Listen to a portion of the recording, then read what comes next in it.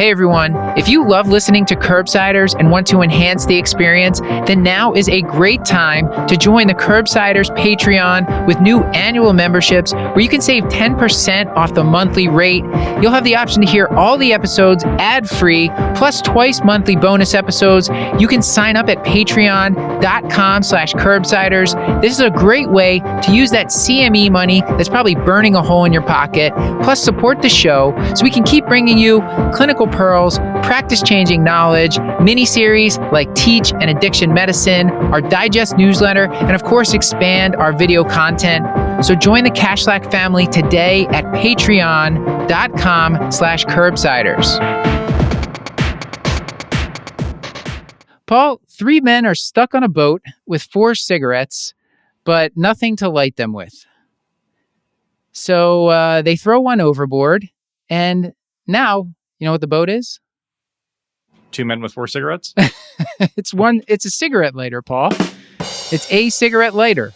They threw one overboard. Oh. That's better than mine. Yeah. The Curbsiders podcast is for entertainment, education, and information purposes only, and the topics discussed should not be used solely to diagnose, treat, cure, or prevent any diseases or conditions. Furthermore, the views and statements expressed on this podcast are solely those of the host and should not be interpreted to reflect official policy or position of any entity, aside from possibly Cashlack Memorial Hospital and affiliate outreach programs, if indeed there are any. In fact, there are none. Pretty much, we aren't responsible if you screw up. You should always do your own homework and let us know when we're wrong.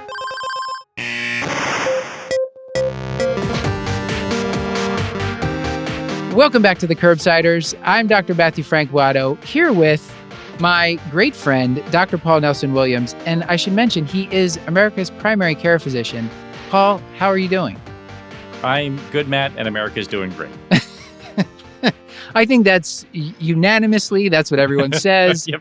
Very unified. It's never been better. So Paul, on tonight's show, we are going to discuss COPD in older adults with 2 great guests, longtime friend, sometimes co-host, and tonight our guest expert, Dr. Leah Witt, also joined by Dr. Lanae Martirosov, who is a clinical pharmacist, had some great tips for us today. Can't wait for people to hear this. So Paul, before we get to introducing our guests fully, can you tell people, remind them, what is it that we do on the Curbsiders? Sure, Matt. As a reminder to our audience and myself, we are the internal medicine podcast. We use expert interviews to bring you clinical pearls and practice-changing knowledge. So I'm going to talk about each of our guests in a little bit more detail. I'm going to start with Dr. Martirosov. Dr. Martirosov is an ambulatory care pharmacy specialist, an associate clinical professor, and a huge advocate for her patients. She practices in an outpatient pulmonary clinic at Henry Ford Hospital in Detroit, Michigan. Over the last 10 years, Lanae has improved patient outcomes by focusing on getting patients the right inhaled medications at the right price. Next up, we have our own Dr. Leah Witt, who's been a producer for the Curbsiders since 2017. It's hard to believe we've been around that long. And she joins us for the first time as an expert guest. That doesn't feel like it can be right, but I guess it is if it's in the script. But Dr. Witt is a geriatrician, pulmonologist, and clinician educator at UCSF, whose mission is to convert specialists into mini geriatricians. She focuses on the ambulatory care of older adults with chronic lung diseases. Wins for her are when specialists ask about function, medication costs, and cognition. And today they teach us about how to take care of the older patient with COPD with a lot of age-friendly tips in terms of medication management, a lot of practical considerations, a lot of tools we can use in the office in terms of making sure we prescribe the correct inhaler and that's the inhaler that the patient can use and also the patient can afford. And a reminder that this and most episodes are available through VCU Health at curbsiders.vcuhealth.org for CME credits. So you can go there to claim your CME credit for this episode. And before we get into the full episode, we have a bunch of discussion here that's just lovely about baking, which was very unexpected. So, but if you hate that part of the show, you can skip it. But I recommend you listen because our guests are delightful. If you want good carrot cake tips, the carrot juice thing, I can't. Yeah, I wouldn't miss it. Welcome to the show, Leah and Amber. The audience has heard about you. They've heard your bios, but now we're going to get to know you a little bit. Leah, you're one of us, but we're kind of turning the tables tonight. So we're going to ask you, tell the audience a hobby or interest that you have outside of medicine. Thanks, Matt. I'm so excited to be here. So my hobby is elaborate baking. I've spent my last maternity leave a lot of time on elaborate baking because I had my mother to hold the baby and could spend all day long ordering elaborate baking equipment. But I think the thing that I'm most proud of is creating a bûche de Noël for last Christmas. So my husband is Syrian, and there's a huge sort of French cultural component to being Syrian because they were Interesting. occupied by the French. So his mother makes a bûche de Noël for every Christmas. So of course, when she wasn't around for the last Christmas, I took it upon myself to both learn what that is and then create it, which involved crystallizing rosemary twigs and cranberries for the decoration on the top. And I have to say, it turned out very well. It did crack when I tried to roll it. So there's a rolling component with the filling. So that's my next hurdle. I need And to sort of look up what this actually is. what Paul, you flavors are we seem to talking know. about? So like, what was the filling? What was the cake? If you're doing rosemary and Oh, cranberries, the rosemary, it doesn't go with it. You don't want to eat the rosemary. it's just there It's for like decorative. Okay, it's gotcha. just for decoration. Same with the crystallized cranberries, but it's like a chocolate cake with kind of like, it's almost like a giant ho-ho. That's Yeah. how I would describe it. Matt, you've A seen really them, and then beautiful like you have ho-ho. to decorate the bark, and it's like it's a rolled up kind of like the swirls represent kind of like the rings in a tree. They're beautiful when Yeah. they're done well. It's Yep. complicated. Yep. You Okay. cut it so that you can make like a branch. I think my grandmother used to make something like that, but I was too young to appreciate the, complexity of what she was making. Amber, let's hear from you. What's any hobby or interest? I mean, if you don't want to follow her with that, you can give us some advice if you'd rather do that. But Well, so it's funny because I feel like Leah and I need to talk offline because I would say that my hobby is actually baking. I'm known for my cakes, and I make 2 to 3 tier cakes. Wow. My best one is a recipe that I perfected over the last couple of years, which is a carrot cake that I make a homemade like salted caramel sauce that I put in between the layers. And then I make a cream cheese buttercream frosting that I then drizzle the salted caramel on the outside. And it's very moist and tender because I've perfected just how to blend like the certain amount of carrots. You actually should blend them to make them moist. And then my secret ingredient is pineapple. I'm giving away my recipe, but if you actually add crushed pineapple to a carrot cake, it actually makes it so much more moist and just flavorful. So baking is definitely a hobby of mine. My husband and I have mastered macarons, like the French cookies. He's that's much hard. better at it Yeah, because he's patient, but I'm not. So yeah, it's definitely hard. He's much better at it. His, like the foot is what they call it when it's like growing before you bake them. His foot always turns out perfect and mine are always wonky. So he always has the beautiful ones that we give to other people, and I eat the ones that, aren't so beautiful. this is fascinating, Paul. We've gone down a rabbit hole. Should we pivot into a cooking show? And so for the cake. So important question. Coconut, yay, nay? Like, are you also adding that for moisture? Or are you just doing the pineapple and then the carrot puree is what I'm hearing too? Yeah. So That's a great tip. Puree my carrots and then I add the crushed pineapple. So I puree about 2/3 of what's required for the recipe. And then the rest I just put in as shredded carrots. And then I'm very particular. I only use the black walnuts because I just think that they're so much better than other forms of walnuts. So I pay a little bit more for those ones, but yeah, delicious. So we are going to have to probably request pictures of the bûche de Noël and the carrot cake for the audience to put on social media, because I'm sure they're going to want to see what these things look like after this. And maybe they might even want a recipe if y'all are willing to share. Paul, Put them in the show notes. Yeah, I think happy we to share. have to move on to a case, Paul, I think we have to because move on. otherwise, yeah. So Paul, let's. I could do this for an hour, just so that you know. I'm aware. That's why I'm moving us on. So let's talk about Miss Anna Lopez. And Paul, would you do the honors? Sure, I'd be thrilled to. Thanks, Matt. So we're talking about Ms. Anna Lopez. She's a 70-year-old woman with a history of osteoporosis and a 40-pack year tobacco smoking history, which would be 20 years at 2 packs per day. She quit last year, and good for her. You're seeing her in your primary care clinic for a routine visit. She is more short of breath over the past year, and as a result, she's getting out less. She used to walk to the grocery store weekly, but now she has to get her groceries delivered. Ms. Lopez was hospitalized last month for influenza and discharged with supplemental oxygen because her ambulating oxygen saturation was 88% on room air. Since her discharge, she has been short of breath, even with dressing. She has an occasional cough without sputum production. She didn't really mind the hospital stay. However, she knows that she got very sick and she wouldn't want to be kept alive on a bunch of machines. Her daughter joins her today's appointment, which is a treat. She is really concerned about how her mother has not been very active or engaged with her family since her hospital discharge. Her daughter is also worried about her mother's memory. So we're painting a picture. And Ms. Lopez, we suspect COPD is the most likely case for symptoms, but we don't have probably as much data as we want. So before we even get started, I'd like to hear sort of, Leah, your overall kind of approach is how you think about this type of patient, sort of how we should at least get started, and then we can advance from there. Yeah, thanks, Paul. I think it's important to remind yourself what exactly is COPD and then how you make the diagnosis, because a lot of things look like COPD or are called COPD that aren't. So first, it's a heterogeneous condition. It's characterized by symptoms. The symptoms should be chronic: shortness of breath, cough, sputum production. And then those symptoms are due to either airway and or alveolar abnormalities. So that encompasses like chronic bronchitis, bronchiolitis, emphysema, and then there's airflow obstruction. And sometimes, often, it's progressive airflow obstruction. So diagnosis involves both the assessment of that airflow obstruction and assessment of the clinical context. So we talked about the symptoms. And then you should have, ideally, an appropriate exposure. Most of the time, you find an appropriate exposure. In a lot of cases, that's a history of tobacco use or secondhand smoke exposure, or in some parts of the world, air pollution or an indoor wood burning fireplace. I've had patients who come from countries where a lot of the cooking is done indoors with a wood burning stove.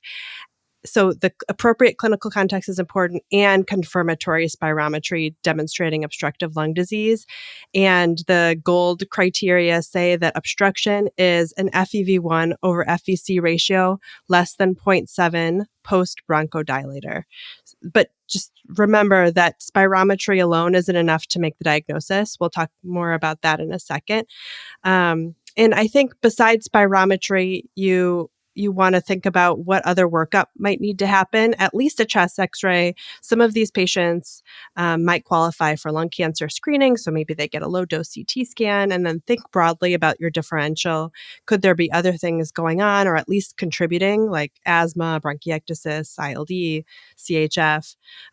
So think about a broad diagnosis as you're working your way through how the diagnostic steps for COPD. Do you have, I know there's an asthma COPD overlap, but do you, Yeah. like a lot of patients just seem to not want to say they have COPD. They're just like, no, I have asthma.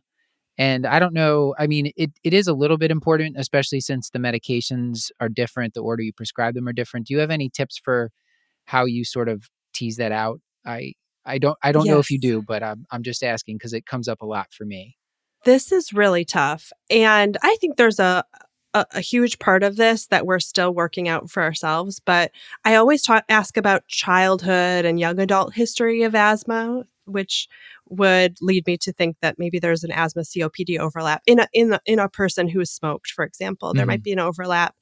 But sometimes people with really severe or persistent asthma will start to have fixed obstruction. I think that's where it's hard because, we think of asthma classically as having a reversible obstructive deficit, and maybe in between exacerbations their lung function is normal, but there can be people who have a non-reversible deficit just as time goes on and their airways become less reactive. So that's a hard piece to sort of sort out. But I would start with the childhood history, and then also you can order things like an IgE level and a CBC with a differential to see if there are any of those kind of type 2 symptoms of that might be more responsive to an inhaled corticosteroid or some of our newer biologic agents. And Leah, can I ask how, and only if you're sort of able to answer this, but how has COVID muddied the waters, if at all? I feel like this patient was striking to me because I feel like I've had a lot of patients who were sort of older, maybe sort of a COPD type picture, and then had a hospitalization for COVID and came out with a supplemental oxygen requirement. Was that an acceleration of underlying disease or new fibrosis, or like, is it just a mixed bag? So I guess my big question is sort of how has that sort of impacted making the diagnosis, if at all? That is a really great question. Well, perhaps she got a CT scan, so I think that might be one way that that these hospitalizations and COVID are impacting pulmonary care. People are just getting more tests. I think there's a much lower threshold to image. So it's rare that I have to order the CT because it's usually been done. Right. But in terms of oxygen, you're right. We are seeing post-COVID fibrosis. It's also unmasking ILD that was probably there, but was accelerated from COVID, just maybe wasn't seen because they didn't have a CT scan, for example.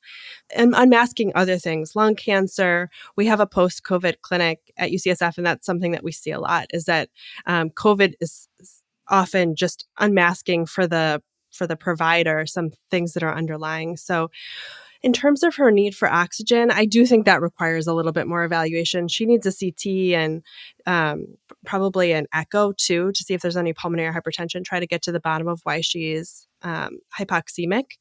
And we're going to talk in a little bit about whether or not oxygen is appropriate for her. But I think really that's what COVID is doing. It's just drawing more attention and maybe earlier diagnosis to some of these conditions. That's great. Thank you.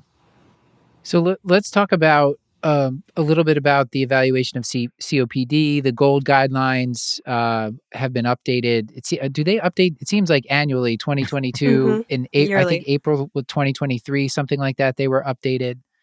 Can you talk a little bit about how the classifications changed? Yeah. So in preparing for this episode, I was looking through GOLD 2023, and it has gotten very geriatricized. It's pretty exciting. They have a whole section on the natural history of lung aging and some of these phenotypes that we were just talking about with asthma and COPD.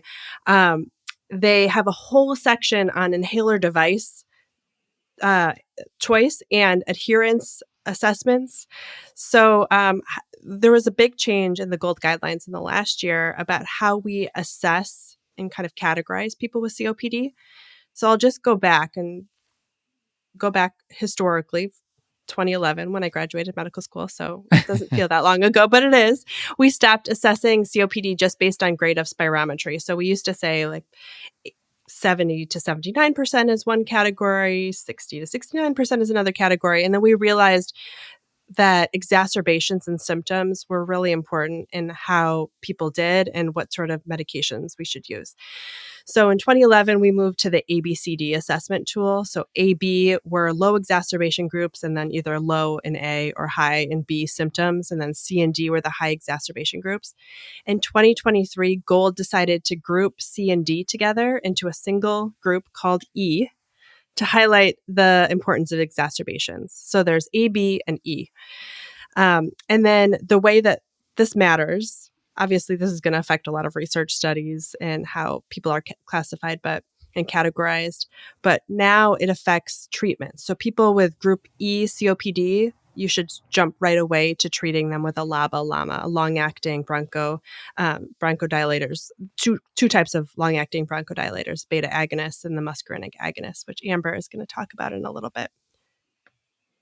Yeah, so we still have our GOLD classes, right? And the way I always remember it is like 80, 50, 30, where, there's I guess below 80, you're in stage 2, below 50, you're in stage 3, below 30, you're in stage 4, something like that. Mm-hmm. I don't know.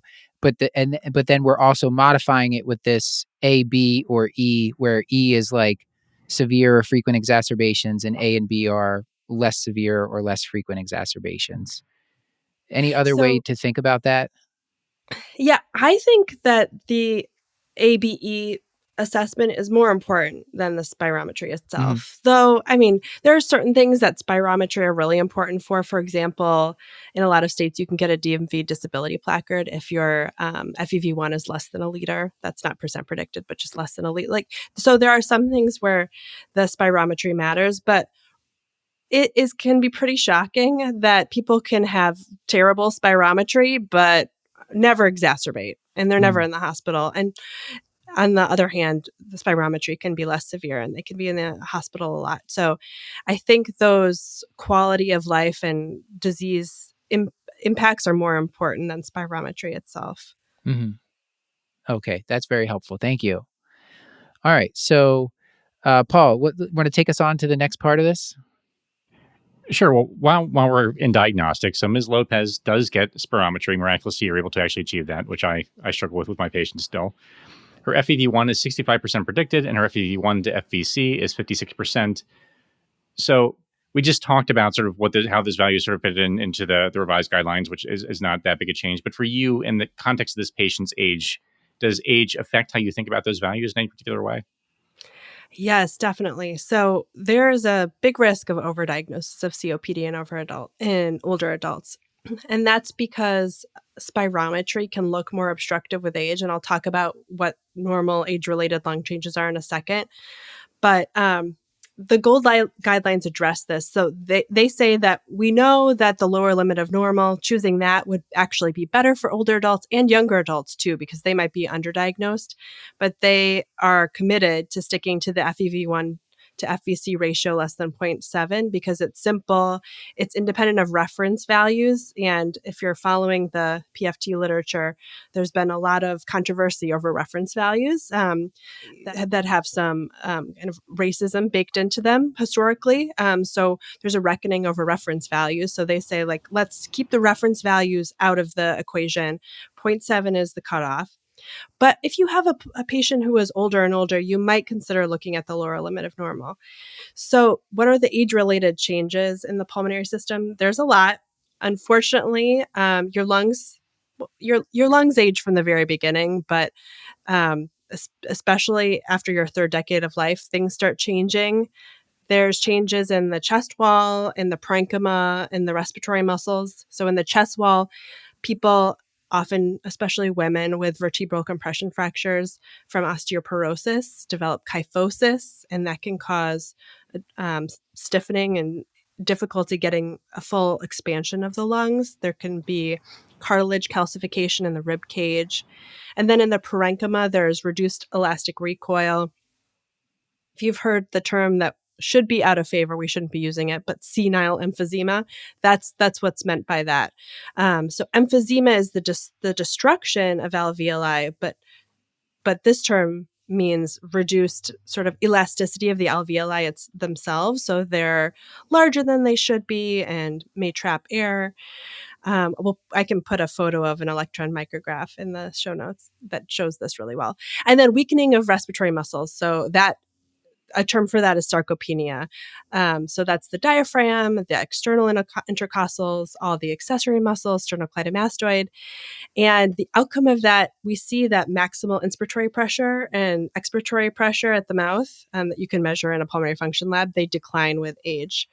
So all of those changes, usually in some, that's an obstructive phenotype, though I'll tell you that people who have scoliosis, for example, they might have a more restrictive phenotype on pulmonary function tests. It kind of depends on what their burden of age-related changes are.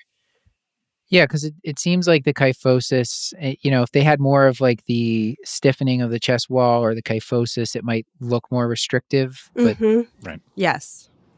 Yeah. So it kind of depends, but on average, it usually appears more obstructive. More obstructive. Yeah, right. And when you say lower limit of normal, what is the lower limit of normal for the FEV1, FVC? Is that a number we need to commit to memory? If not, then don't worry about it. No, it is based on population-based reference values, and I won't say each lab uses their own, but it varies across labs about what the reference values are. So you don't have to commit that. It's a calculation that each pulmonary function lab has to make. Okay, got it. All right. Yeah. But just as of right now, across the board, any PFT lab that's giving you results, if the post bronchodilator FEV1 to FVC ratio is less than 0.7, that's an obstructive pattern. We could think about COPD if they have, as you said, the right history to go and symptoms to go along with it. Exactly. That's right. Okay. So I guess we can talk about some treatment for our patient here, Amber.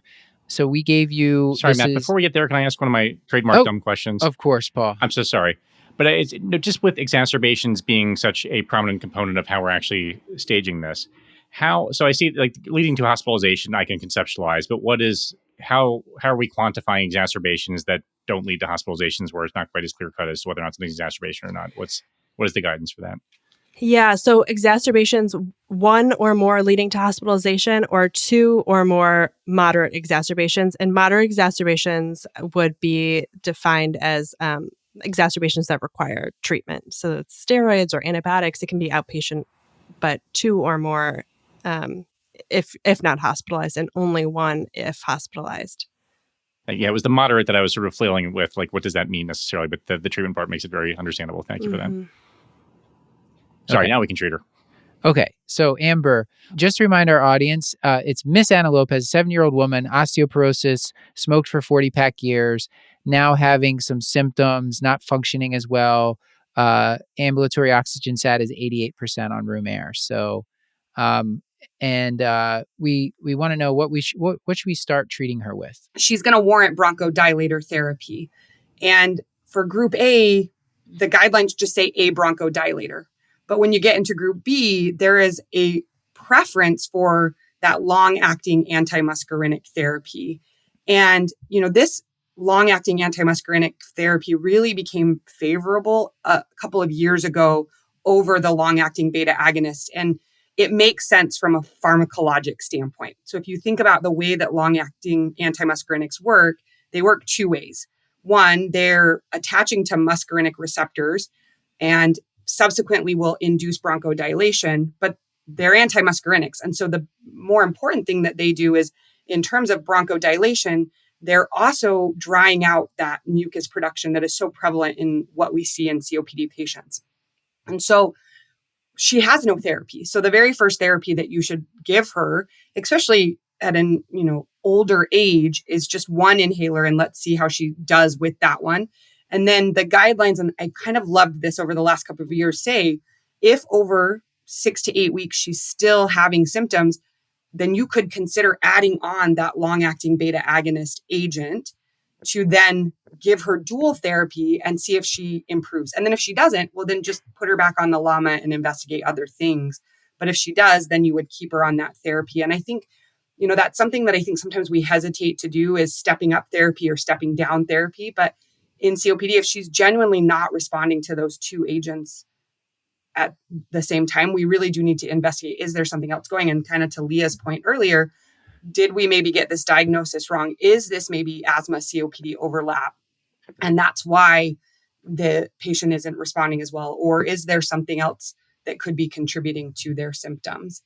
Yeah, I love the idea of almost like you're giving it that 6 to 8 week trial, reassessing, deciding if you want to add another agent, and even if you do, you're still going to reassess another 6 to 8 weeks, and you might even de-escalate because if they're on 2 and it's not helping, then I think maybe some people would add a third, but I guess it depends on what's happening. But I like the idea of just not like, once they're on this medicine doesn't mean that they're on it permanently if they're not benefiting from it, which I think is something that in general in medicine people seem to forget sometimes. Well, and then I'm a pharmacist, so my brain is always thinking about how is the patient going to tolerate it and what are some of the effects that they might experience. And I think a huge counseling point that oftentimes gets missed, which is a really missed opportunity, is to help patients understand when they start that long-acting antimuscarinic, the first couple of days that they use it, they may actually see an increase in coughing sputum and like getting it out. But what the patient needs to be told is that's not the drug not working. That's actually telling you that the drug is getting in there and finally drying up that mucus enough that you're finally able to cough it out and get it out so that you can breathe better. But then by 2 weeks into like the 3-week period, they should start noticing improvement from that inhaler. Yeah, that almost sounds like when people quit smoking and they always told us to tell them you might have a little bit of increased cough or mucus initially because your cilia are waking up, however we rationalize that to the patient. But I think that's great. I did not know that you should be telling patients that. I should definitely add that in. That would be practice changing for me. I know we're going to talk a lot more about medications, like in the next part of this. But anything else that Amber, you or Leah wanted to add here? So we're putting her on llama first. We said that we'll give it a trial there. Anything else you would give her just up front there? What do you think, Amber, about albuterol? Giving her a short acting. Yeah. So, what do you think? I think it's always a little bit nerve-wracking to say, am I going to give this patient this rescue inhaler, that albuterol short-acting beta agonist? It depends, I think, is always my short answer. I wish I could give like a very clear answer. The guidelines even, I think, give some leeway. My concern with giving a patient albuterol is that sometimes they use it as a crutch and it becomes something that they then just use because it's that immediate gratification of, wait, but my airways are opening up a little bit better. And in especially our elderly patients, it also opens them up for confusion in mixing up their inhalers, which one's my rescue, which one is my maintenance inhaler. And I think sometimes it also gives you two different device types, which I'm trying not to get ahead of myself because I know we're going to talk about this later in the podcast. It's something I'm very passionate about. But when you give patient two different devices, you're setting them up for potential failure if they don't genuinely understand the technique that is required to use those inhalers. So I think for this patient specifically, I might actually lean towards giving her the albuterol inhaler simply because she's also on the oxygen. And I would be concerned that if she did need that rescue, she would have it. I would, as a pharmacist, try to make sure I really educated her. This is when you would use it, but also educating our COPD patients on proactive use of their albuterols, because I think a lot of time patients use them reactively where they're already short of breath. And I think we need to get in better form of saying to our patients, if you know that walking from your house to your car is going to be miserable, and by the time you get there, it takes you 15 minutes to catch your breath and, regain that sense of control of your breathing, then you should use your albuterol before you leave the house so that it's giving you that proactive response. So your airways don't have to fight so hard.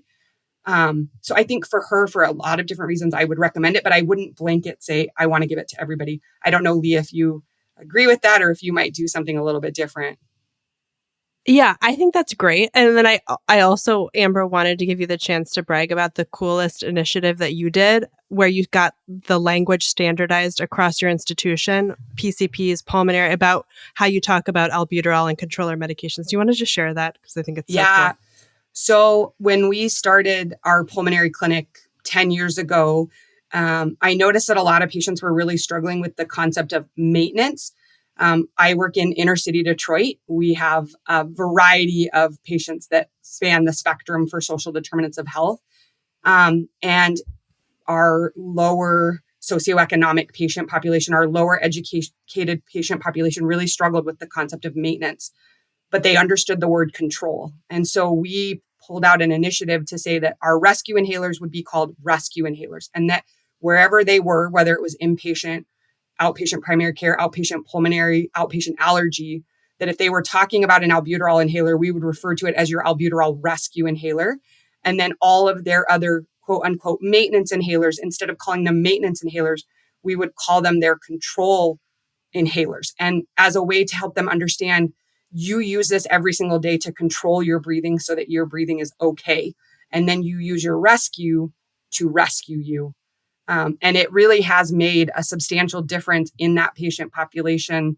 We haven't published our results. We've tried, failures. Sometimes publications don't go the way you want them to, but we do have data that suggests that shift did improve adherence to the maintenance or control inhalers because we were standardizing the way that they were hearing it everywhere they went in the health system. Okay, so we'll save like a little bit more of the medication discussion for the next part of this, because I want to make sure we get on to the 4Ms, Leah. And so the first part we talked about, basically for COPD, it's heterogeneous, so not everyone's necessarily going to have the same symptoms, but the symptoms should be chronic and they can be affecting either the airway or the alveoli, or both. And they can be progressive or not. You want to take a history about smoke exposure, whether it's cigarettes or pollution. And then we talked about the spirometry can be confirmatory, but by itself, you can't make the diagnosis with just spirometry. You have to have the symptoms and the history. And the number we're looking for is a post-bronchodilator, FEV1 to FEC less than 0.7. And a lot of the times, Leah, you said most people are going to get at least a chest x-ray. Some people might qualify for low-dose CT screening. And the big thing about classifying it is the like kind of quantifying and qualifying the exacerbations, were they hospitalized for it, and then going through that CAT score to say, are they an A or a B? People who are hospitalized for an exacerbation or have frequent exacerbations are in E, and we said that that B and E are the ones where you would start a LAMA like maybe from the start in those patients. That's right. So I think that's most of what we talked about in the first part. And Paul, am I missing anything there? Or do you? No, I mean, stunning work as per usual. Just So let's you're a pro. let's go on to the next part of the case and throw it to Leah with about the four M's here. Sure. As is the Curbsiders way, we went to treatment before we actually finished taking our history. So we're now going to go back and talk more about getting to the patient's social history. So Ms. Lopez, she lives alone in a third-floor walk-up apartment in San Francisco in a very hilly neighborhood. She previously worked as a home health aide. She started using a walker after this most recent hospitalization. Ms. Lopez has a difficult time walking with her walker and wearing her oxygen. In fact, this has caused one fall as she tries to coordinate these things. Her daughter lives locally with her husband and daughter, and they come over weekly to deliver groceries. In terms of medications, Ms. Lopez is on alendronate. She has an albuterol inhaler, which is a new medication from her hospital discharge. She is on amlodipine, benazepril, and a tiotropium soft mist inhaler, which sounds lovely. Unfortunately, the medication is very expensive for her, about $1,000 per year. She demonstrates it for us in the office today, and she has not been inserting the canister into the device, and so she knows that when she uses it, there's no miss, just a clicking sound. So this feels like a great chance to give you space to teach us about age-appropriate COPD care and what that might look like for Ms. Lopez. So, Leah, what could we do differently or better in this particular case? Thanks, Paul. So the favorite framework for me approaching any chronic disease, but especially chronic lung disease, is the 4M framework for age-friendly care. It's developed by the John A. Hartford Foundation and the Institute for Healthcare Improvement. So you just have to think of 4Ms when you're approaching your patient. So there's medications, mentation, mobility, and what matters. Some geriatricians like to add in a fifth M of multimorbidity, but for our purposes today, I'm just going to talk about 4. So medications, we're going to hold that up. We're going to come back to that with Amber. I'm really excited. This might be my favorite M, my favorite geriatric pulmonary M, because there's so much to talk about with inhaler device choice, cost.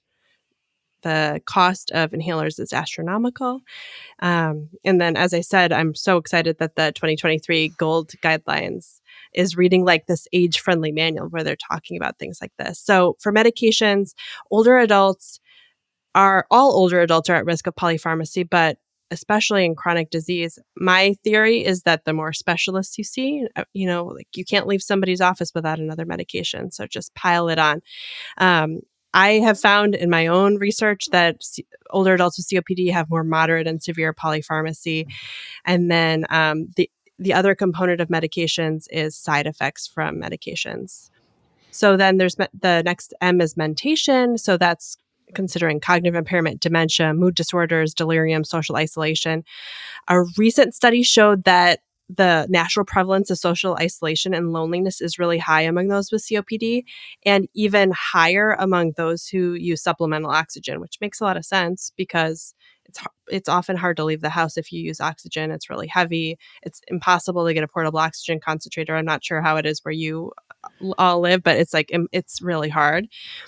And then cognitive impairment is also more common in people with COPD. And I've seen people who need oxygen. We'll talk about what need means in a second, but need oxygen, start using it, and that cognitive impairment improves. And that's been borne out in research studies too.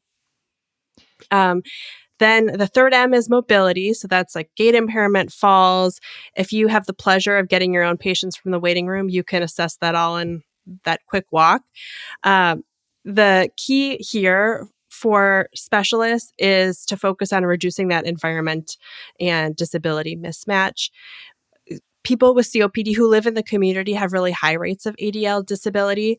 And Ms. Lopez, she's now on oxygen, kind of unfortunately, because she's desaturating only with exertion, and oxygen hasn't really been shown to confer a mortality benefit when somebody's desaturating just with exertion and not at rest. So now she's at risk for loneliness and falls, and this oxygen is of a really questionable benefit. But what would benefit her is pulmonary rehab.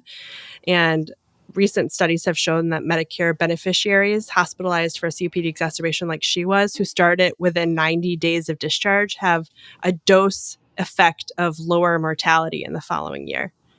And then the last M, and then I'll get off my 4M soapbox because I love the 4Ms, is what matters. And we've talked about this before on Curbsiders. We've talked about advanced care planning with Rebecca's story, but it's not just advanced care planning. It's aligning the older adults' specific health goals with your plan. So I'm going to stop there. If you have any questions about the 4Ms, I just love to talk about them. So under mobility, you kind of talked about pulmonary rehab.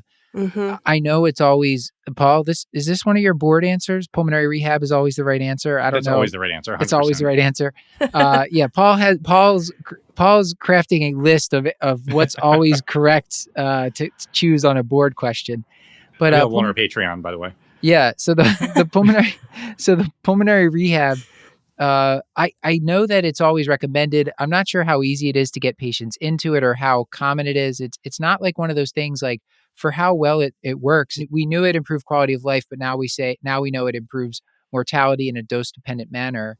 Yeah. We're having patients pay for these inhalers that cost hundreds of dollars per inhaler, and they don't necessarily improve mortality. So Can you comment on your luck of getting patients into rehab? Yeah, you've hit upon one of our field's greatest problems, catastrophes, I would say.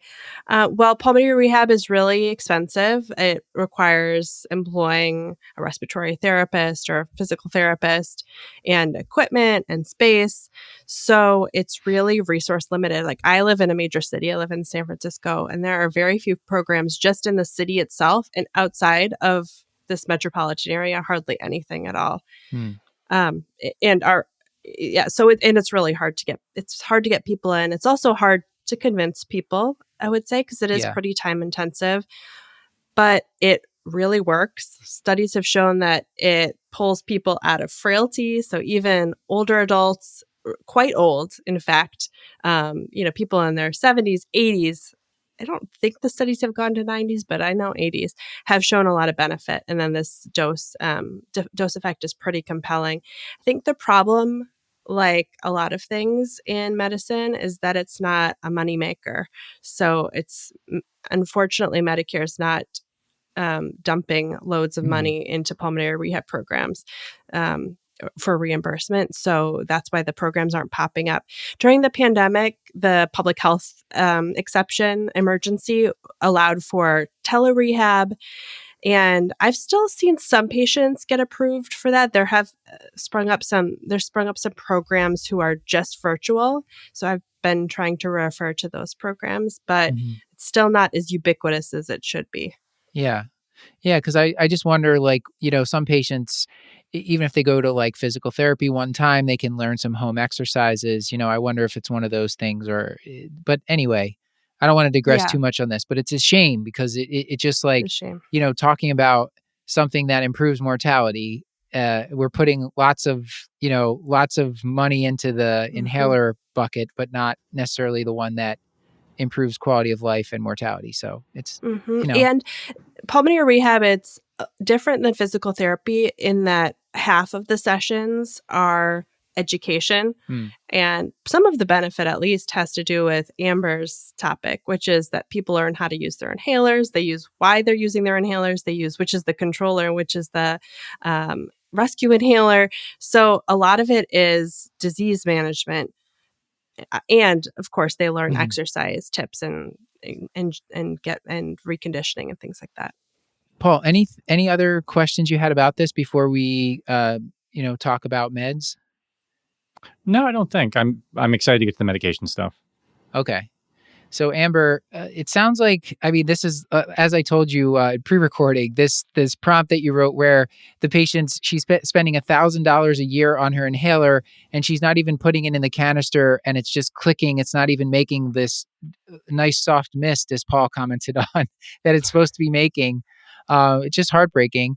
So can you tell us a little bit about, is this something you see commonly, and how do you approach it when someone's starting out on an inhaler?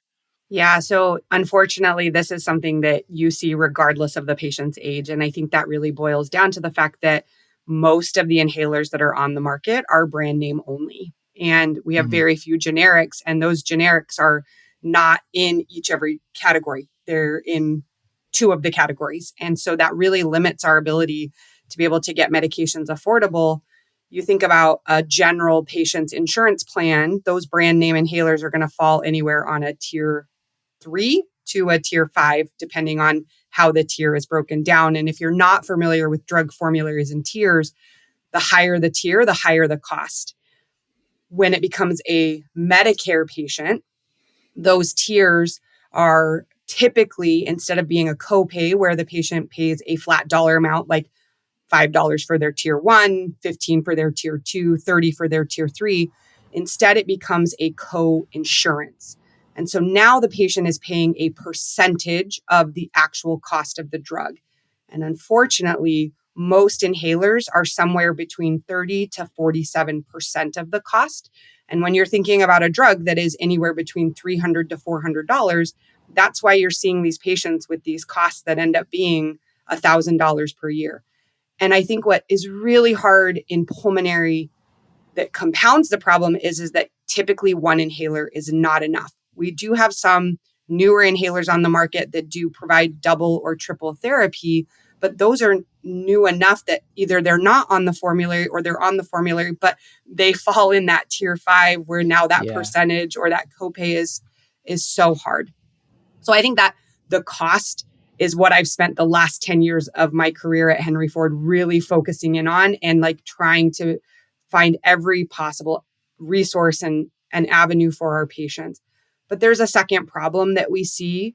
I cannot tell you how many times over the last 10 years I've sat down with a patient who's been on inhalers for 10, 15 years, and I finally show them how to use their inhaler correctly. And they look at me and they're like, nobody ever told me how to use this inhaler. And I think when you look at the literature, it's so profound that even providers themselves do not feel comfortable educating patients because there's so many different devices. You know, we were talking about this earlier. What's the difference between an Ellipta versus a Respimat versus, just a regular metered dose inhaler, a dry powdered inhaler? Which ones are the soft mist? Which ones Mhm. are, and all of these different categories. And then you look at the way that the number of inhalers on the market has increased just in the last 10 years alone. And in order to get around patents and whatnot, you see a huge uptick in inhalers, but also devices, because those devices, like the Ellipta or the Respimat, have a lifelong patent, whereas the drug has a shortened patent, right? So that is another reason why the cost of the drugs is so high, but it also then impacts our patients' abilities to use them. And I think the last thing I'll just add to this is, in addition to the patient being confused with the actual ability, we have data from our own institution, and there's been really interesting data in some of the abstracts that have been presented more recently at some of the national pulmonary meetings that show that along with that aging of the lungs, there also becomes an effect on their inspiratory effort. And with a dry powdered inhaler, you rely on inspiratory effort to deposit that medication into the lungs. And if a patient is losing that because of their disease, but also losing that because of their age, now we're running into a situation where they may not be able to use inhalers at all. And what would be more appropriate would be to put them on a nebulized solution, which then opens up a whole nother can of worms. We can talk about that ad nauseum, but I'll pause there and kind of just say, like, this is probably the biggest thing I think that faces anybody who treats a pulmonary patient is the costs alone are anywhere between 30 to 47% higher in total care for a pulmonary patient than when you look at diabetes or cardiovascular disease. And then the devices are so different. Whereas like with diabetes, if a patient is injecting with, a syringe, there's really only two types of syringes. There's the pre-filled syringes, or there's the auto injectors, or they have to draw it up themselves, but it's still technically a pre-filled syringe. But inhalers, it's not that simple. It's different. I saw Paul, when you said that there's a lifelong patent on devices, I saw Paul's eyes like pop. He's like, I didn't Yeah, I know had that no either, idea. Paul. Yeah. That makes I guess our follow-up sense. question, is our healthcare system just fundamentally broken? We can answer that some other time. I will plead the fifth. The device patent, I had no idea, but just between the revolving formulary and the myriad of names and the device stuff, yeah, It's almost as if it's not patient-centered, Paul. I don't, Yeah, I'm starting to question some things, Matt. Well, so Amber, I noticed that the COPD Foundation that you all shared with us, the COPD Foundation app, and I know National Jewish has some stuff too.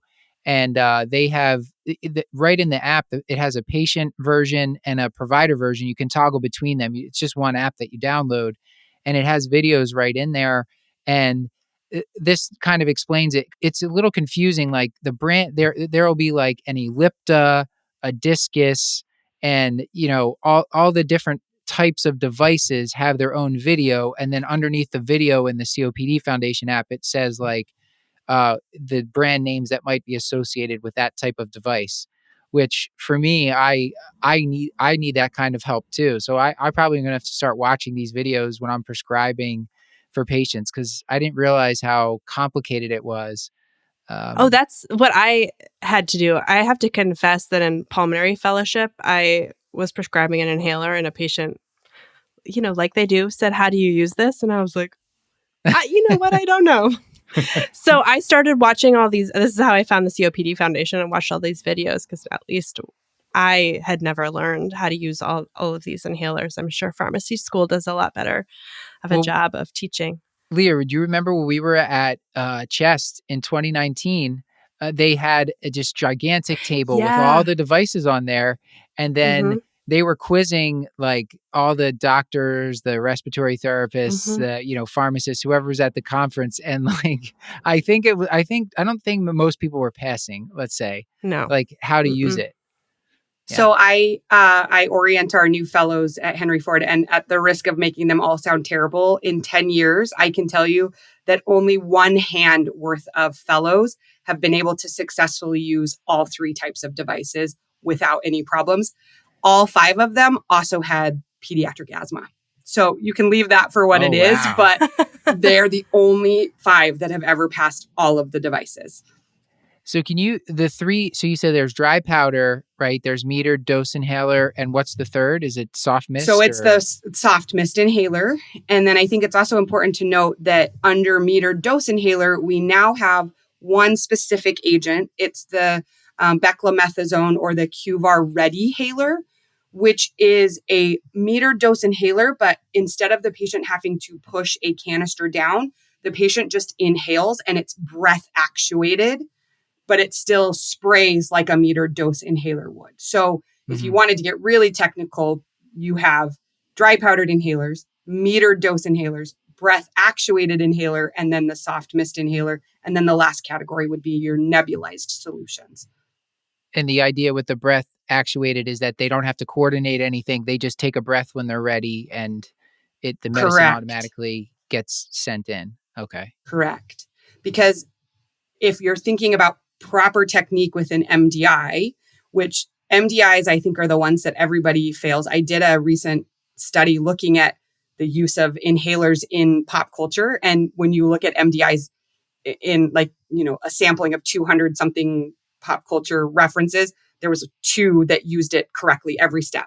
But with an MDI, one of the things that's so critical is that the patient actually has to start breathing before they depress the canister, because they're actually creating an airflow for the particles to travel along down into the bronchioles, right? But that airflow has to be slow and steady. It can't be that like maneuver that's like the, hit it as hard and as fast as you can, because when they do that technique, all it does is it hits the back of the throat. So they have to slowly start to breathe, push the canister down, and then keep slowly inhaling for about 4 to 5 seconds. So this is why it's so difficult. Imagine your normal patient trying to think, okay, wait, I have to breathe, then I have to push the canister, and then I have to keep breathing, and I have to try not to pause in between there. And then you add that for an elderly patient that may also have arthritic hands, that may have tremors from Parkinson's, or may just have tremors from age. And you're trying to get them to do these maneuvers and also think with poor mentation, you're setting them up for failure. Do you remember the pop culture instances that got it right? And it's okay if you don't, but now I'm just telling you curiosity. I think not Goonies. Goonies was too. terrible. I cannot believe that was your point Goonies of reference. is not good. So there is a, I can't remember what country it's out of, but it's another country. It was like a horror film, and the girl sits beside her bed and she uses that one correctly. And then not the original It, Paul. No, certainly not. I can't remember what the other one is, but if you ask me, I can tell you offline. But Goonies did it terrible. Yeah. Tanya Harding did it awful before she got on the ice to compete.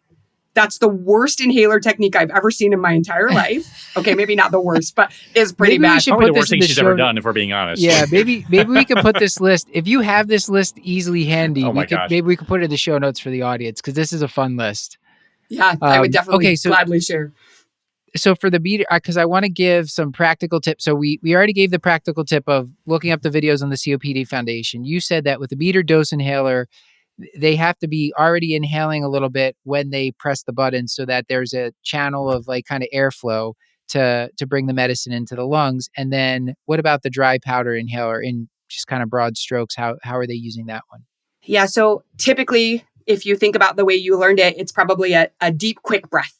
Get it in as quick as you can. The problem is that actually isn't correct. It actually needs to be a deep, steady breath. And so you need your patient to be able to aerosolize the powder and then keep that powder aerosolized enough to get down into the bronchioles so that it can attach to the receptors. And so a deep, steady breath is going to be what's going to deposit that. And then for both MDIs and dry powdered inhalers, really, they have to be able to then hold their breath for a minimum of 5 seconds to ensure that the drug is actually attaching to those receptors in the lungs. Here's the really great thing. Although we talked about 4 separate devices, you only need to remember 2 techniques, because the soft mist inhalers, the breath actuated inhaler, and the MDI all use the same technique.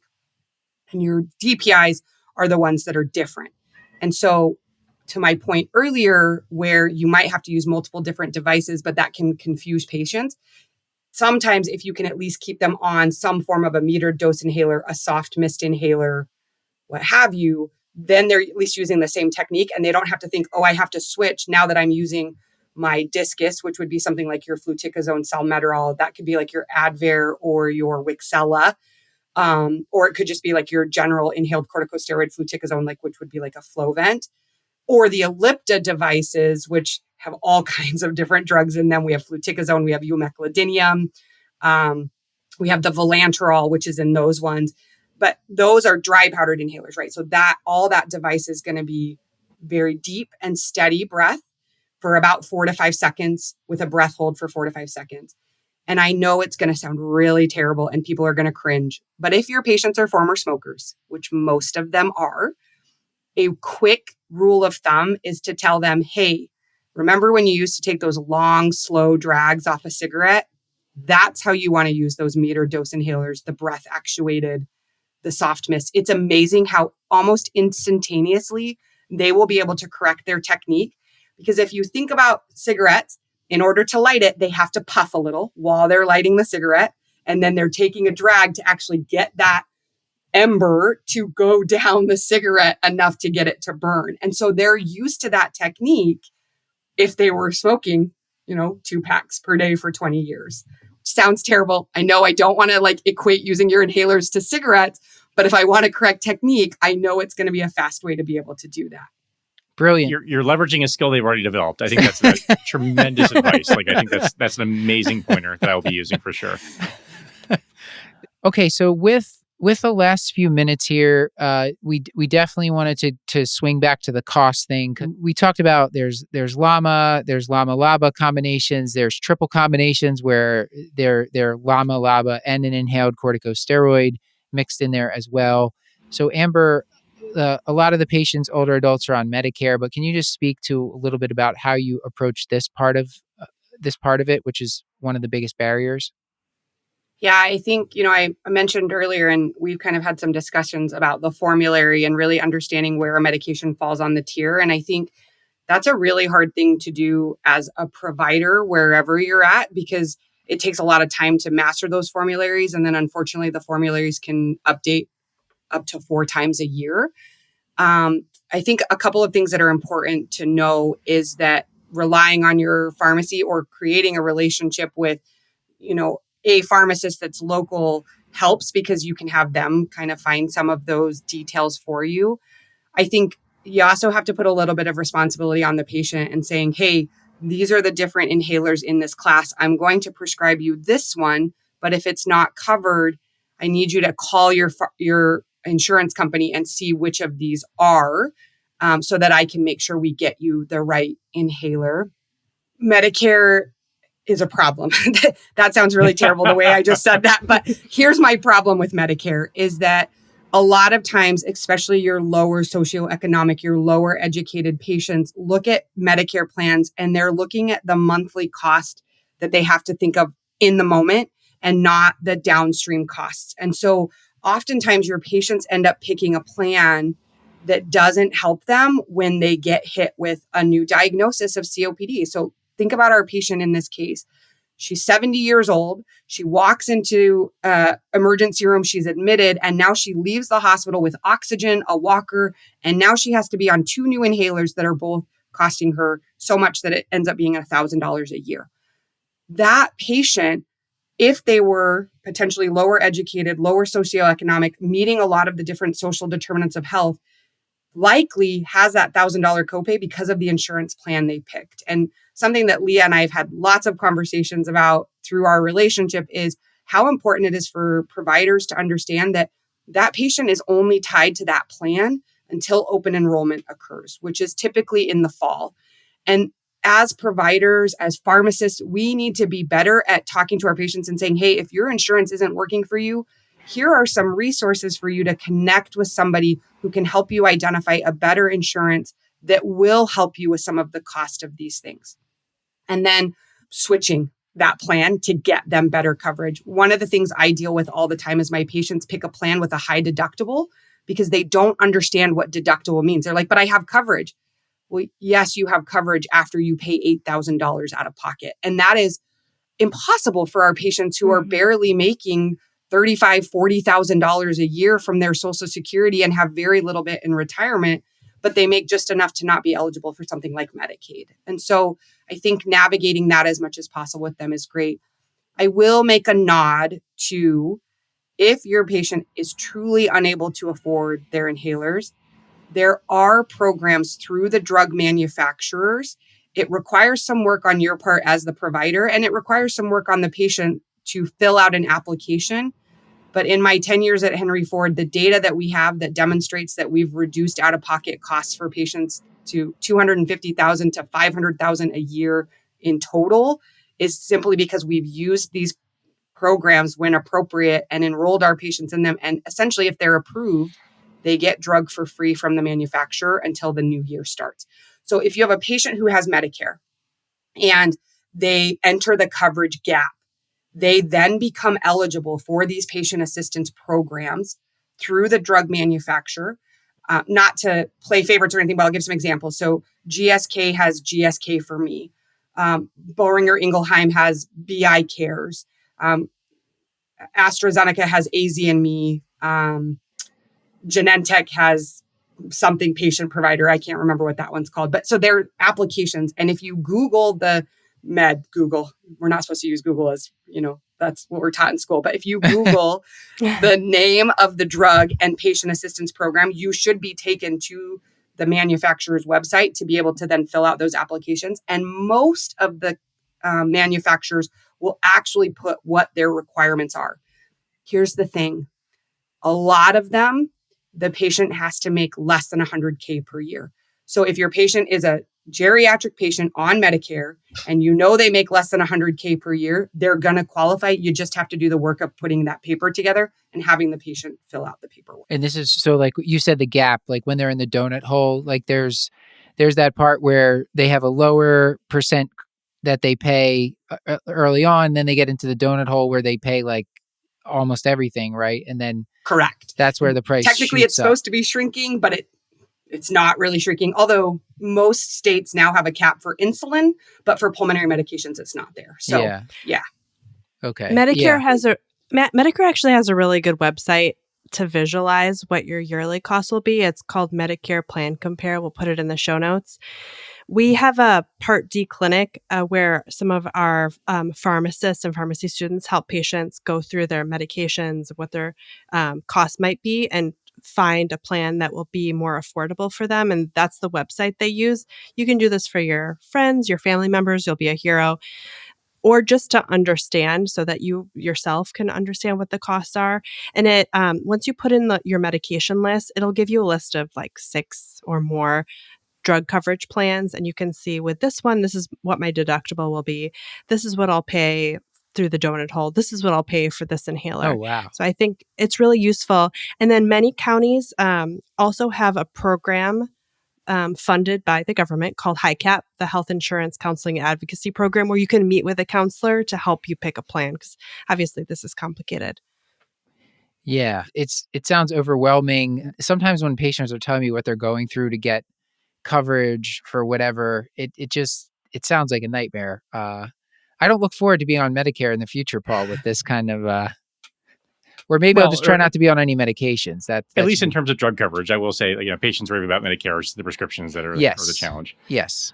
Well, Matt, if you decide not to sign up for Part D and then you have to 10 years later, there's a penalty for signing up for Part D late. So there's, really every piece of it is, every piece of it. Okay. So it's punitive for maybe you should just retire to another country that doesn't have Medicare. That might be like Canada, just retire to Canada or something like that. Although that's maybe not better. I might have to send 4 kids through college. So, I'm going to be, I'll be working forever. It's fine. I'll just keep working. Well, what am I going to do? I can't sit around. I'll just keep working. Amber, I wanted to add, you mentioned in a timeout earlier that there's 2 devices that you can use in clinic to assess, like, is a patient going to, even if I get this inhaler, is a patient going to be able to use it? You want to just shout those out, and then people can kind of look up at whether they want to recommend them to their clinical pharmacist or buy one for their clinic. Yeah. So the first device is called the InCheck dial. And then the second device is called the Vitalograph aerosol inhalation monitor. And I also have some references that I can give you for the show notes if that will help. Yeah, absolutely. So these are devices people can use to in clinic to help the patient decide, like, if they're going to be able to use the inhaler, if their lungs, if they're able to generate the appropriate forces and all that. So yeah, exactly. Okay. All right. So Leah, this, like, we all agree we could keep talking about inhalers and all this for hours, but I think we are going to need to get some take-home points and wrap this up. So how do you want to wrap this up for the audience?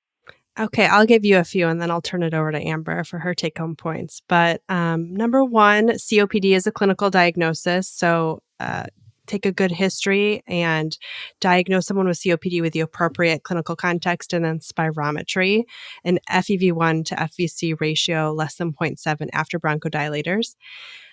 Use the 4 M's with any chronic illness. Doesn't need to be COPD, it can be anything. But the 4 M's, just to remind you, are medications, mentation, mobility, and what matters. And I'll turn it over to Amber for some medication tips. So I think the 2 biggest ones I have is get comfortable with asking your patients, can you actually afford your inhalers? And then be comfortable with what are some of the resources that are in your local area that might be able to help those patients afford their inhalers. So that might be a pharmacist on your clinical pharmacy team. It might be a local pharmacist. It may be a respiratory therapist, but find out who those people are to support you. And then lastly, don't assume that patients can use their inhalers, even if they've been on them for 15 years. Like, be comfortable saying, hey, do you know how to actually use this inhaler? Why don't you walk me through the highlights? And if you don't know what the highlights are, kind of to Leah's point earlier, go watch the videos and learn how to educate those patients on these inhalers to make sure that they are using them correctly. Because what's the point of paying all that money for an inhaler when it's not actually getting into the lungs where it's supposed to be? All right. Well, we've given a little bit of plugs for some things, but Leah, anything you'd like to plug before we get going?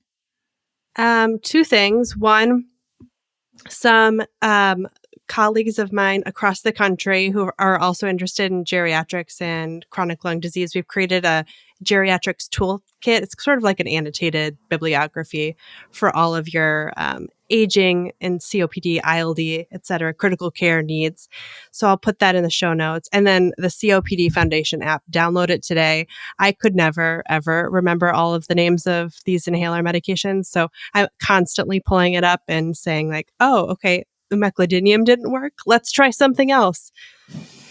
I'll just tag on to Leah's. In addition to the COPD Foundation website, the Asthma Allergy Network, if you go there and create an account, you can actually download a PDF for your clinic that has the pictures of all the different inhalers. So instead of asking your patients to remember what is your meglidinium, they can just point and say, I take that inhaler right there. It's awesome. I give it to my fellows every year. They update it pretty consistently. It's a great resource. Paul, did you want to try to say eumeclidinium? That was I absolutely not. No. So I'm not following like three people saying it correctly. I don't need that kind of pressure. I just learned how to say it, so now that I wanted to get that out there. This has been another episode of the Curbsiders, bringing you a little knowledge food for your brain hole. Has it, Paul? Is this what we're doing now? Because I'm okay with it. You started it, actually. Still hungry for more? Join our Patreon and get all of our episodes ad-free, plus twice monthly bonus episodes at patreon.com/Curbsiders. You can find our show notes at thecurbsiders.com, and while you're there, set up for our mailing list to get our weekly show notes in your inbox, including the Curbsiders Digest, which recaps the latest practice-changing articles, guidelines, and news in internal medicine. And we're committed to high-value, practice-changing knowledge. And to do that, we need your feedback. So please send us a message at askcurbsiders@gmail.com. And we want you to subscribe and rate the show, like it, whatever. Follow us on YouTube, Spotify, Apple Podcasts. A reminder that this and most episodes are available for free CME through VCU Health at curbsiders.vcuhealth.org. And I wanted to give a special thanks to our writer, producer, and guest for this episode, Dr. Leah Witt, and to our whole Curbsiders team. Our technical production is done by the team at Podpaste. Elizabeth Proto runs our social media. Krista Chu-Manchu is the moderator of our Discord, and Stuart Brigham composed our theme music. And with all that, Paul, until next time, I've been Dr. Matthew Frank Watto. And as always, our main Dr. Paul Nelson Williams, thank you and goodbye.